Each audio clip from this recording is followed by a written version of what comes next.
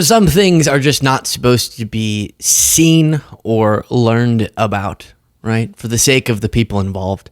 Like what you're seeing on screen is, I guess on the Jumbotron, they accidentally caught someone snorting something into his nose and being very excited about it. He was excited.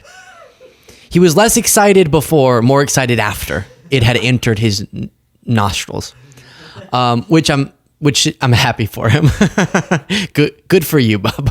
Sorry that you got caught on camera. Similarly, we just learned of something that maybe the people involved, at least one of the people involved, did not want us to know. And it's so good. So this relates to the Marjorie Taylor Greene. Why'd she quit? Why'd she decide not to run for Senate? She's going to stay in the House. And she had been talking as if, I'm either going to run for governor or for Senate in Georgia. And then all of a sudden she decided not to. We already talked a little bit about reporting. Trump was concerned that. But now we have more information about what specifically was said to her. And it's good. But let me sort of walk you through this. So we originally got reporting like this. Midas Touch reports Marjorie Taylor Greene teases Senate run, suggests $3,500 monthly donation. Of course. Should I run for Senate? Well, tell me with a $3,500 donation. If enough of you donate that, I'll know that I should definitely run. And do you like this show? Well, if so, $3,500 super chat. And then she was doing interviews like this, where she was teasing it. And again, this is all leading to a conversation that got revealed that's fascinating. Now that Kemp is out, how seriously are you considering a Senate run? Well, I'm definitely going to think about it, and I'm thankful to be able to have that opportunity because so many people in the state of Georgia support me, and they know I support them. So what's your time frame for making a decision here? Just to be respectful to anyone else that's considering, I'll be thinking it over and talking with my family this weekend. That's just so Marjorie, isn't it? Like just being respectful of others, just being considerate. I love that she tries to like sell both of those points. There's just so much support for me in Georgia. I know I would win, but even though I know that I would win, I do want to give it a second because I want to be respectful in case anyone else wants to run. Just sort of, to be nice. Just to be proactively nice, which is Marjorie's whole thing. I'm also very thankful to have the opportunity to consider the governor's race. Polling shows that I would win that race as well, but I also love my district, so it's really nice to have options, and I'll make a decision based on where I think I can be most effective. What do you say to some of your skeptics who may say MTG can win a primary, but not a... What do you say to some of your skeptics who say, and let me get this correctly because this is a quote, that you're batshit crazy? What do you say to your critics who say that if you had any fewer brain cells, there wouldn't be any? Oh, that's harsh. What do you say to them? I'm sorry. That's just a quote. That's not me.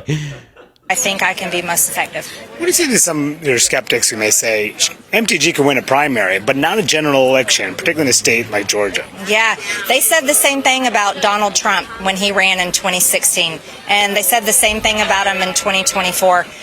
People back in Georgia, they know that's a lie. Usually polling is done by a lot of consultants that are supporting their own candidate, and usually the outcome of those polls are pretty twisted, but the internal polling shows something different. So you feel in a purplish state like Georgia, your politics would play well? I know Georgia because I'm Georgia through and through. Born and raised there, and I ran a construction company for 25 years. I've got family and friends all over the state. Can you just picture Marjorie with a hard hat?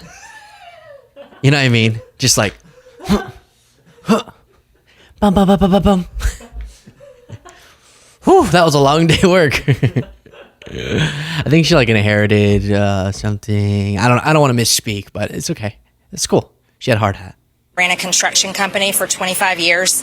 I've got family and friends all over the state before I ever came into politics.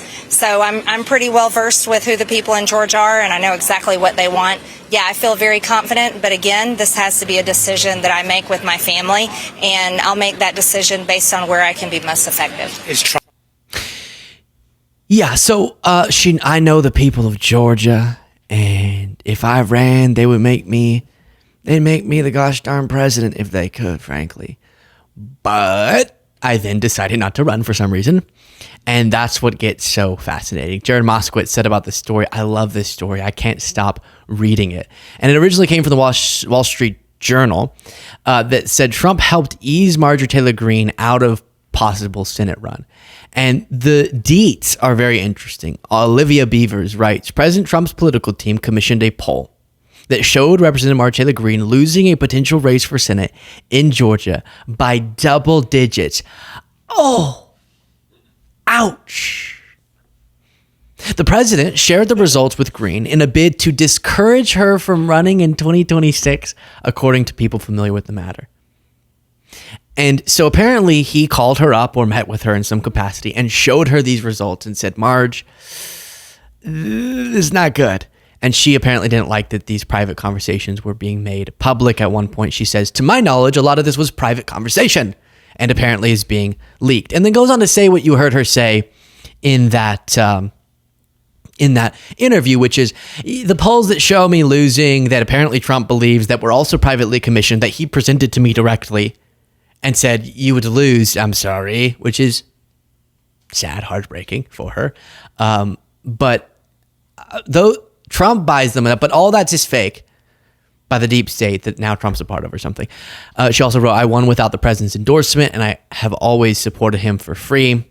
Nobody cares about Tillis because he represents everything wrong in the Senate, and he has his own problems in North Carolina. As far as my decisions on races in the future, I will make the decision based on where I can be most effective and what is good for me and my family. And that followed up the post that we reviewed, where she says that she is not running.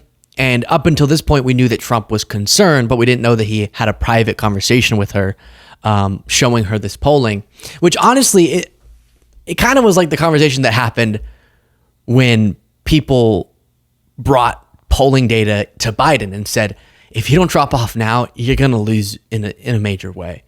And on that note, I think Pete Buttigieg landed a really perfect, because this is going to be a question that's brought up, right?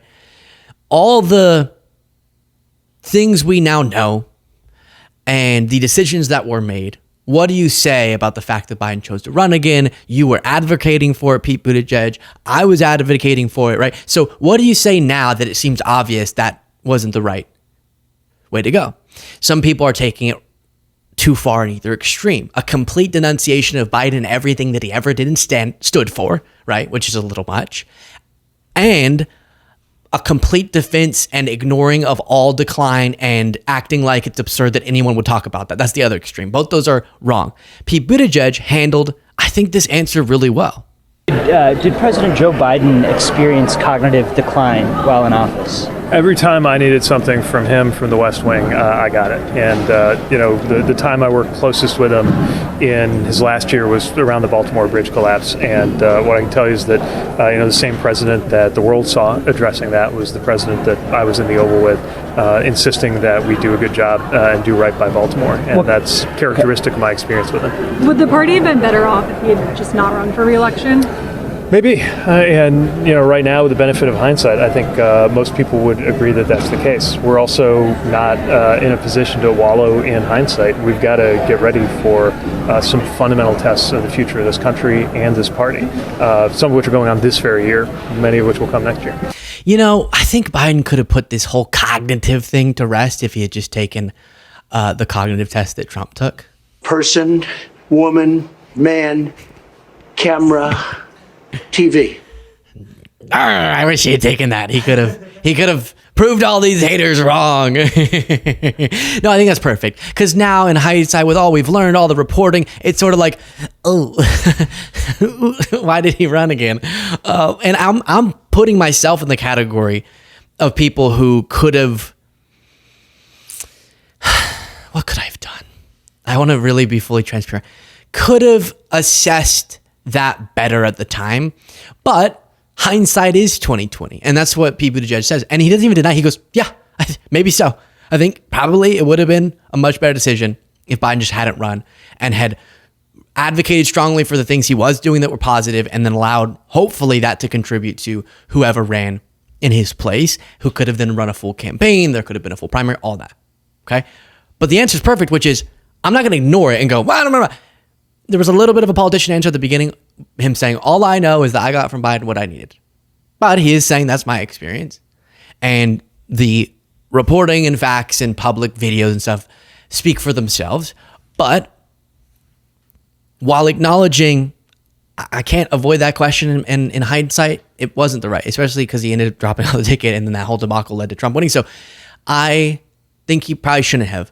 But with that being said, we also got to get our eyes forward. Because what I've been ranting about lately on the bonus show, if you want to get the bonus show, some of my best rants are there. Unleashed. Click the join button below. And we talked a lot about this Biden, the new book from Tapper and the other Alex Thompson. And what parts did we feel were a little much? What parts were important for us to discuss? And I don't believe we should go, don't look backwards. Don't look backwards. There was a huge mess up there. And I'm mad at Biden for leading the Democratic Party. He was the leader of the party. And whatever you think about the facts that played out, we lost. The Democratic Party lost to Trump. And so there is a justifiable anger there. And that had to do with his cognitive abilities going kerplunk on the debate stage. And so that is something that I think is reasonable to be upset about, to want him to answer for. And once he's answered for them, off stage, please. And so that is an important discussion to figure out how did this come to Trump winning? And how can we make sure that doesn't happen again with a MAGA candidate? And we do have to learn from the past to be better informed for the future. True, great. And I think today on the bonus show, we're going to talk a little bit more about that and some of the debates that are going on around it. But that doesn't mean that we get so bogged down with that moment that was complex, despite people telling you otherwise. And we have to have an accurate assessment of history, but then put our eyes back forward. Biden clearly was suffering from decline. That didn't mean that all of his governance wasn't good. He had some solid governance. He did make mistakes. And that can be a nuanced discussion in and of itself. His legacy, how losing to Trump or, Kamala going on, but under his name, contributes to that legacy that before that was looking pretty dang positive. And then we got to move forward. So I think all of that is kind of summed up in People the Judge's answer there. Marjorie Taylor Greene also said, we still don't know a single thing about Thomas Crooks, who shot the president. Why does everyone say that? I see this account. Whoa, is it like the kill wokeness or something account? Wokeness needs to die. I think it's just end wokeness or something. Or the other one, libs of TikTok. One of them posts every month. It's now been this many days and we still don't know anything about Thomas Crooks, who shot Trump. That would be really concerning. If it would be extremely concerning if it were remotely true. We know a bunch about Thomas Crooks. Marjorie, go watch my segments back when it happened and you'll learn some stuff, because we did learn a lot about him. I don't know why they say that. They need a conspiracy even when it doesn't exist. We know about his family. We know about his political background. We know about his interest in shooting things. We know going to the gun range, his plans before, the mapping out of the area, a horrible event, and we know a lot about it. You don't need a conspiracy theory when it doesn't exist. Marge. So there it is, Marge. Sorry, Marge. Not going to get to be a senator.